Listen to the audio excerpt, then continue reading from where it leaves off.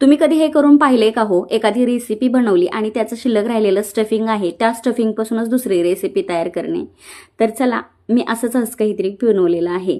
तर आज मी बर्गर बनवलेला होता आणि त्याचं स्टफिंग थोडंसं शिल्लक होतं. त्यामध्ये पत्ताकोबी आणि थोडंसं कॉर्नफ्लॉवर ॲड केलं आणि त्याचे गोळे तयार करून ते तळून घेतले. इथे आता आपण व्हेज मराठीची तयारी करून घेणार आहोत. त्यासाठी कांदा, टोमॅटो आणि लसूण छान असा भाजून घेतला. यामध्ये खडे मसाले ॲड केले आणि ते मिक्सरला वाटण तयार करून घेतलं. तर आता हे वाटण तयार झालेलं आहे. आता आपण यापासून व्हेज मराठा तयार करणार आहोत. तर इथे मी एका टोपामध्ये तेल घातलं, त्यामध्ये तयार झालेला मसाला घालून घेतला आणि तो तेलावरती छान असा भाजून घेतला. त्याला तेल सुटल्यानंतर आता आपण यामध्ये थोडेसे मसाले ॲड करणार आहोत. तर सर्वात आधी आलं लसणाची पेस्ट घालून घेतली.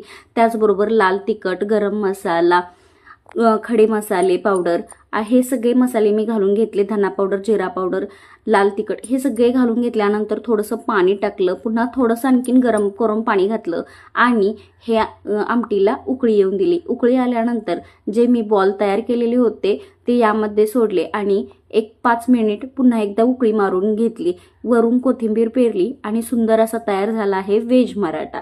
तर हा व्हेज मराठा म्हणू शकता किंवा तुम्ही याला जुगाडू मराठा सुद्धा म्हणू शकता बरं का.